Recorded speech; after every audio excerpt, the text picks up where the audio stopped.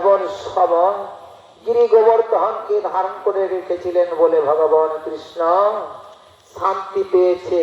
গোপবাসীগণ, নগরবাসীগণ, গোবৎস থেকে একে একে সবাই শান্তি পেয়েছে। আর অপরদিকে সেই দেবতাগণের রাজা ইন্দ্র, তিনি জানতে পারলেন ভগবান কৃষ্ণের কাহিনী, তিনি তার লীলা সবকিছু বুঝতে পারলেন।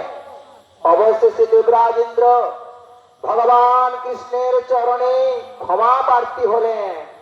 ওগো ভগবান, আমি না জেনে ভুল করেছি, আমায় আপনি ক্ষমা করে দিন প্রভু। ভগবান কৃষ্ণ ইন্দ্রকে ক্ষমা করে দিলেন।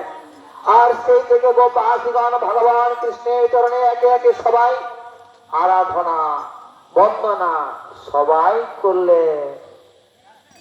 তাই বললেন, অপরদিকে ভক্তগণকে বললেন, ভক্তগণের উদ্দেশ্যে বলছি, তবে আজকে পুজো হচ্ছে কিন্তু শনিদেবের পুজো। বলেছিলাম আমরা সাধারণ